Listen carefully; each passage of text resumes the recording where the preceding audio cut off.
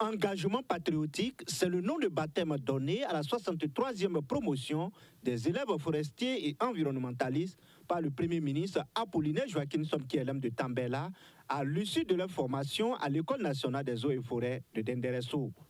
En recevant leur épaulette, le Premier ministre, par la voix du ministre en charge de l'environnement, invite les nouveaux agents forestiers à contribuer au renforcement de l'expertise nationale, mais surtout à apporter des réponses adéquates aux défis environnementaux et ce, dans un contexte sécuritaire assez préoccupant. Je voudrais vous inviter à mettre les compétences acquises au service du développement en ayant à l'esprit le sens de l'État,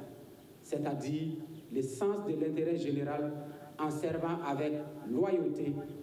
patriotisme et probité les populations des localités rurales et urbaines, les usagers des entités administratives dans lesquelles vous serez appelés à servir.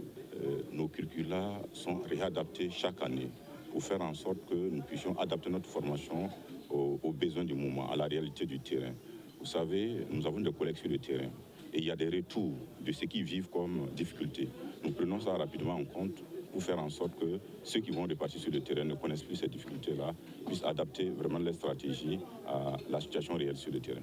Au nombre de 268, la cuvée 2023 des forestiers et environnementalistes est composée de 28 inspecteurs des eaux et forêts, 9 inspecteurs environnementalistes, 53 contrôleurs des eaux et forêts, 25 techniciens supérieurs de l'environnement, 136 assistants des eaux et forêts et 17 agents techniques de l'environnement. Après 18 mois, 21 mois et 2 ans de formation, les nouveaux agents forestiers se disent prêts à servir la nation.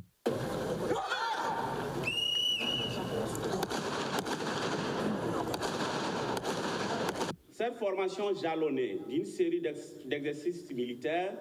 de mise à condition opérationnelle pour les élèves professionnels